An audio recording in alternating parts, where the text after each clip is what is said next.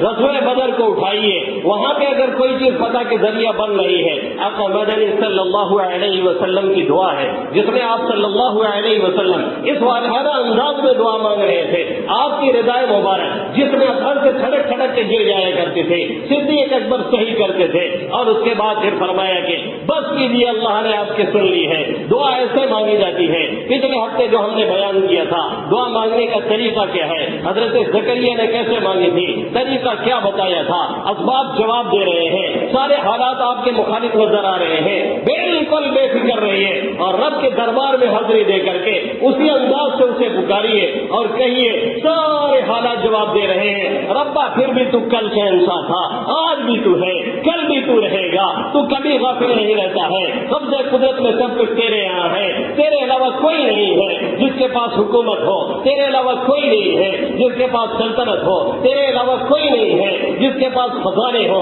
تیرے علاوہ کوئی نہیں ہے جو کسی کو حاکم بنائے، تیرے علاوہ کوئی نہیں ہے جو کسی کو تخت سے اتارے، تیرے علاوہ کوئی نہیں ہے جو کسی کو عزت کی بلندیوں پہ لے جائے، تیرے علاوہ کوئی نہیں ہے جو کسی کو ذلت میں گرنے سے روکے۔ یاد رکھے کل بھی اس طرح کے لوگوں کو اقتدار ملا تھا، اگر کوئی یہ سمجھتا ہے یہ اقتدار کے مالک ہمارے نفع نقصان کے مالک ہے، پھر ہمارا اور آپ کا ایمان کمزور ہے، ہمیں جائزہ لینے کی ضرورت ہے۔ فرعون تھا، اس کا وزیر حامان تھا، آج وہی فرعون اور اس کے وزیر موجود ہیں، اور یاد رکھیں کل وہی شہنشاہ رب العالمین تھا، آج بھی وہ ہے اور کل بھی وہ رہے گا، اس لیے اسی کے دربار میں جا کر کے یہ یاد رکھا جائے لا تقنطوا من رحمت اللہ، اس کی رحمت سے مایوس ہونا نہیں، پھر یہ یاد رکھا جائے جسے چاہتا ہے نفع پہنچاتا ہے، جسے چاہتا ہے نقصان پہنچاتا ہے، وما هم بضارين به من احد الا باذن اللہ، کوئی کسی کو نقصان پہنچانے والا نہیں جب تک رب کی اجازت نہ ہو، جب تک اس کی مشیت نہ ہو، جب تک اس کا ارادہ شامل حال نہ ہو۔ پھر یہ یاد رکھا جائے ہم بہت سی چیزیں چاہتے ہیں اپنے اعتبار سے، لیکن رب کسی اعتبار سے چاہ رہا ہوتا ہے، ہمارے اعتبار سے وہ چیز ہمارے حق میں بہتر نہیں نظر آ رہی ہوتی ہے، رب جانتا ہے بہتر کیا ہے، رب جانتا ہے بہتر کیا نہیں ہے، ہم بہت سی چیزوں کو اپنے حق میں نفع بخش سمجھتے ہیں، لیکن اللہ کو معلوم ہے وہ ہمارے حق میں بہتر نہیں ہے۔ عسى ان تكرهوا شيئا وهو خير لكم وعسى ان تحبوا شيئا وهو شر لكم، اللہ کہہ رہا ہے ہو سکتا ہے تم کسی چیز کو پسند کرتے ہو حالانکہ وہ چیز تمہارے حق میں نقصان دہ ہو سکتا ہے کسی چیز کو تم ناگوار سمجھتے ہو حالانکہ وہ چیز تمہارے حق میں بہتر ہو۔ اللہ نے جہاں وصیت کا قانون بیان کیا وہاں پہ اللہ فرماتا ہے سب کچھ بیان کرنے کے بعد لا تدرون ایہم اقرب لکم نفعا فریضۃ من اللہ ان اللہ کان علیما حکیما، تمہیں یہ خبر نہیں تمہارے حق میں کون بہتر ہے، تمہیں یہ خبر نہیں کس سے نفع ملنے والا ہے، تمہیں یہ خبر نہیں کون تمہارے کام آنے والا ہے،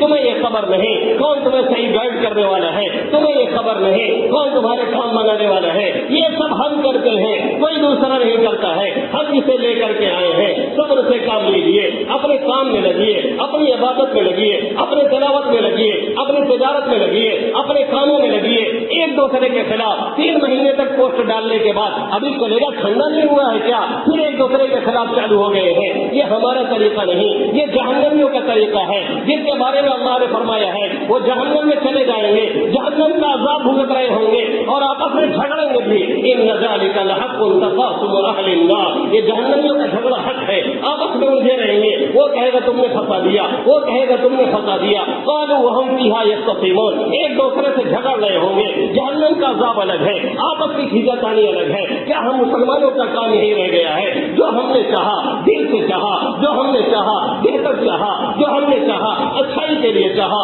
جو ہم نے چاہا اپنے پیٹ کے لیے نہیں چاہا، قوم کے لیے آپ بھی اگر محنت کر رہے تھے کوئی دوسرا بھی کر رہا تھا، اللہ کا جو فیصلہ آیا اسے قبول کرے، اللہ سے امید رکھے، انشاءاللہ تعالی جہاں سے بظاہر نقصان نظر آ رہا ہے وہیں سے نفع کے چشمے نہ جاری ہوئے تو پھر شمیر سلیم نہیں۔ سچ یہ ہے، حق یہ ہے کہ اللہ رب العزت پہ بھروسہ کیا جائے، کسی دنیا والے پہ بھروسہ نہ کیا جائے۔ لا تقنطوا من رحمت اللہ، رب کی رحمت کل بھی کھلی تھی، آج بھی ہے، کل بھی رہے گی، اس سے کیوں مایوس ہو جایا جاتا ہے؟